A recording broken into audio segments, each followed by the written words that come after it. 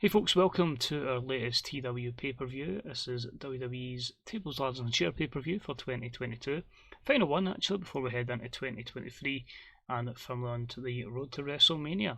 Good thing to say is this upcoming Wednesday we'll have an extra video where we'll be just documenting the Wrestler of the Year, the top 500 and the various other awards that are held out so we can really look back briefly at the year that was 2022. At time of recording, we still don't have a confirmed release date for the new TW, but I'm fingers crossed it's April. I'm hoping. I'm just going by the last game, but again, it could be any date. We're just really speculating. So, as always, keep an eye out on the Grey Dog software forums, the developer diary. As soon as Adam knows when it's going to be ready, you'll let us know, and then we can start planning for the future. But still, a good bit to go until we get to the new year, and as I say, the new game as well.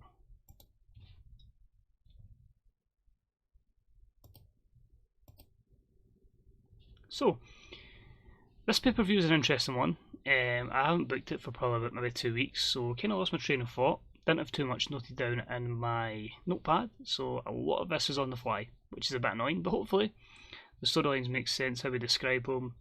And yeah, it's hopefully more so planning for the Rumble and giving us an idea of where we're going forward. So we're in St. Louis, Missouri as well. We're at the Edwards Jones Dome. And this is an attendance of just over 65,000, so a nice little earner for the company. And we hype up the feud that's been going on, the kind of anti-authority angle. Of course, we've had Shane McMahon align himself with Baron Corbin, Pete Dunne, Razar has joined as well. Of course, against the likes of Becky Lynch, CM Punk, Will Ospreay, Zack Sabre Jr. And we've gone Becky Lynch versus Shane McMahon in our opening match. It's not just a normal opener. This is a tables, ladders, and chairs match. So our user character, the plus 50-year-old Shane McMahon, going against Becky Lynch. A90 gets the show off to a strong start, gets the storyline advancing and gaining some heat. The match itself, B-75, as you would expect. Shane is absolutely gassed because the shortest you can do for a TLC match is 15 minutes. So about that had good heat and decent wrestling. Saw Becky defeat Shane in a TLC match in 15:25 when she'd retrieved the item, whatever that may be. Shane McMahon gained her piece. But B-75, Shane, not suited to the gimmick, off his game, tiring, and 81 plays a 58 in terms of rating. But nah, this is what we expected. It gives Becky something to do and just keeps her away from our women's division at this moment in time because there's nothing really for her. Rating goes down there because the storytelling match, your poor psychology of Shane McMahon and the crowd really giving him a negative reaction because he claims to be the best in the world. Sorry, I can't do the Greg Hamilton long world there. Next up, we have the Young Bucks who attack Babatunde backstage. So, this is going to lead to something else, so you'll see why in a minute, but D plus 50, the bodyguard of Leo Rush has been assaulted by both of the Young Bucks, whose friend happens to be challenging for Leo Rush's Cruiserweight Championship. So just a D plus 50, it did cool the crowd a little, but does it give the villain an opportunity against Leo Rush? And that match was next, of course, the winner of the Cruiserweight Classic challenging the Cruiserweight Champion. Two heels here, but it was a decent matchup that saw Marty Scurll defeat Leo Rush in 10 minutes and 2 with the graduation, meaning Marty Scurll becomes your new WWE Cruiserweight Champion. So B-71, Rush with a 76, Scurll with a 71, but taking out the bodyguard, the monster, Babatunde. The Young Bucks have helped their former friend claim the gold. We then have backstage the Alliance speaking about their upcoming 6-man tag. So that's Baron Corbin, Pete Dunne and Razar. Former champion Pete Dunne's resulted to this. And the announcement is just basically just making sure that they do this for Shane McMahon. So B-79, nobody done well without a script. Paul Heyman helped Pete Dunne. Razar done okay, I suppose. But yeah, it got the crowd hotter, but should have been a lot better. Match itself was also a B-79. It was a decent matchup that saw CM Punk, Will Ospreay and Zack Sabre Jr. defeat Corbin, Razar and Pete Dunne in 19 minutes and 12 when CM Punk defeated Baron Corbin with the Anaconda Vice. Obviously wanting to keep the likes of Razar and Pete Dunne strong. Corbin's just really good at his role, just putting people over now. He had his run as champion, now he's just kind of jobbing out. Great performance from Zack Sabre Jr. also get the crowd hotter, which is good as well. Punk's decline is really becoming effective, and the quicker Pete Dunne gets away for this, the better. So we'll try and find something for him going forward, but he's kind of lunged into this. So it said there was a lack of hot associated storyline. That's probably my fault. It should have been a bit better, a bit more angles on it. But yeah, good guys win. Like to see it. Next up, we had a triple threat match for the vacant tag team championships, which I forgot to put in the line, so I will have to make that match happen on Smackdown next week. But the same thing will happen. Decent matchup. The Young Bucks defeated Kenny Omega, Xavier Woods, and the tag team of the Revival in 14-20. The Revival went first. Omega and Woods went because we had an interference from Marty Scurll, who helped Xavier Woods' downfall basically and gave the win to the Young Bucks. They're kind of aligning them together. So I'll have to do that in SmackDown, put the title belts on the Bucks, but good victory for them, as I say, gives them some needed momentum. The plan was to go with Omega and Woods, but just at the last minute I feel like, you know what, let's give the win to the Bucks. Let's give them something to do, because it's a team I'm going to be booking massively in the new TW, so I best get used to it.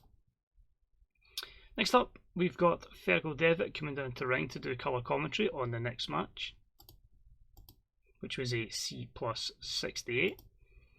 And that match was decent. It saw Switchblade defeat Johnny Gargano in 14:09 after using a foreign object. So B82, a good one for Switchblade. Just basically him and Johnny Gargano's had a few going back and forth, and it's really just the elevation of Switchblade.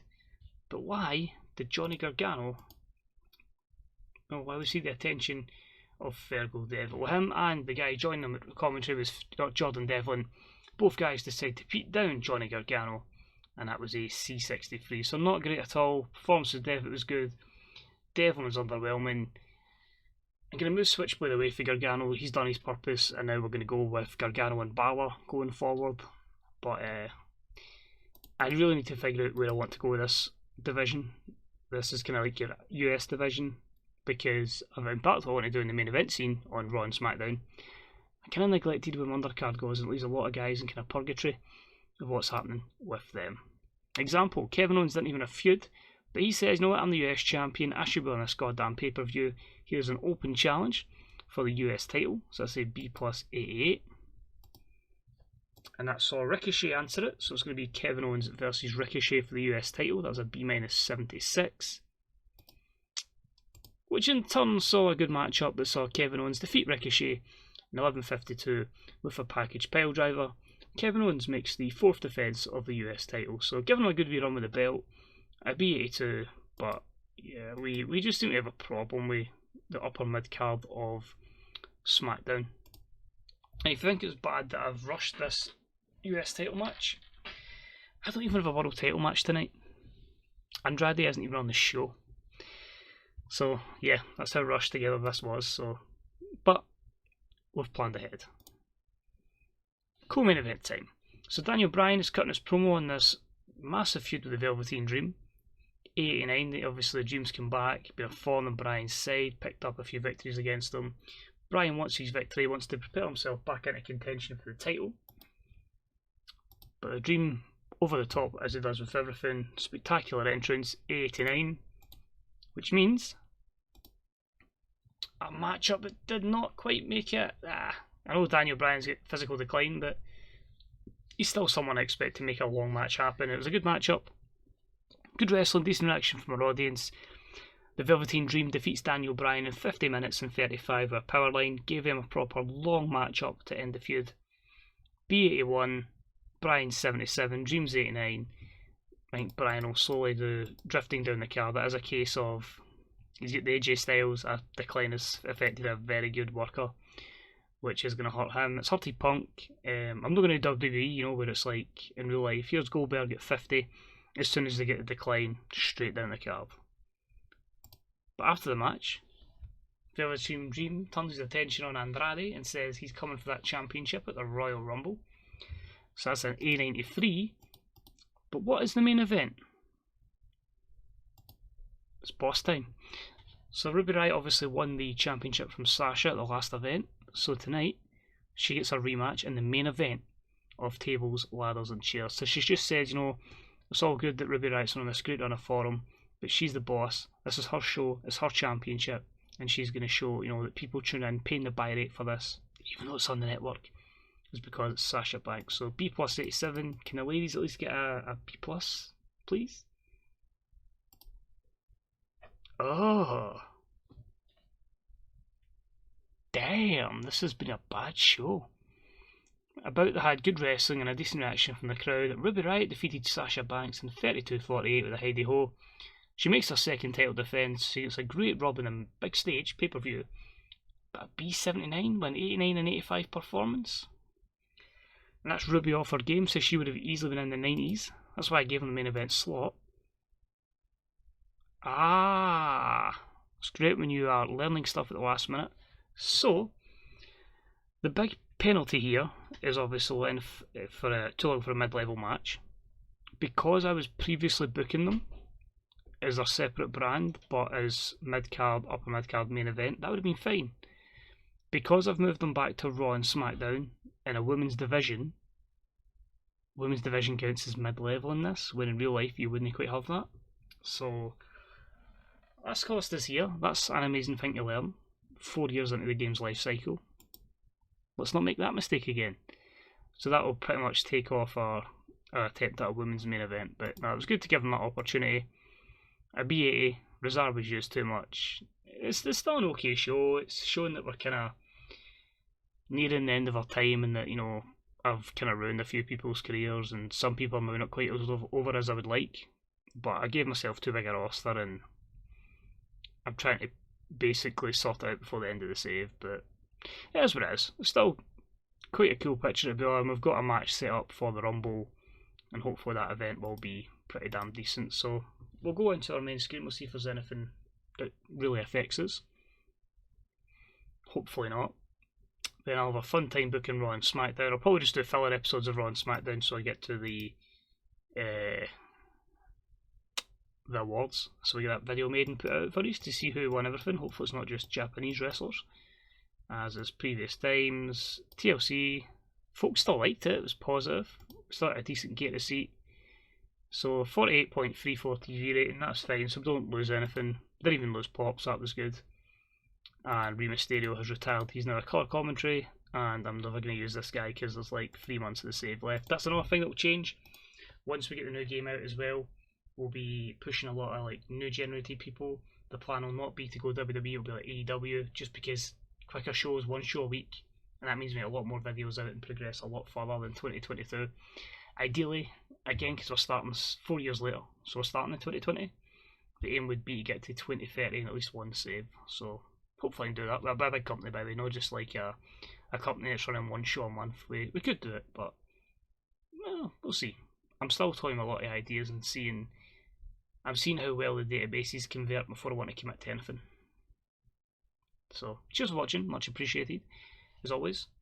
If you've got any comments on what you plan to do for TW 2020, what you're liking about what's coming out for it in terms of features, where you look like you're going to go. Apart from that, how you feel wrestling's going in real life. Are you happy with the Reigns situation with Goldberg? You know, John Cena versus The Fiend, are we looking forward to that? Drew versus Lesnar, completely forgetting that there's a pay-per-view coming up. Apart from that, as always, check out the Grey Dog Software forums to keep updated on TW2020's progress with the developer diary, and in the Fantasy Booker subreddit for some more content on there from other bookers. You'll get written, verbal, you name it. It's a good place to get a good read and help your TW knowledge. So cheers for watching, much appreciated. Remember, videos will go live every Saturday at this present time. That'll probably change when the new game comes out, and the next video will be Wednesday because of the Power 500 and the awards. So cheers, take it easy, I'll see you soon, bye bye.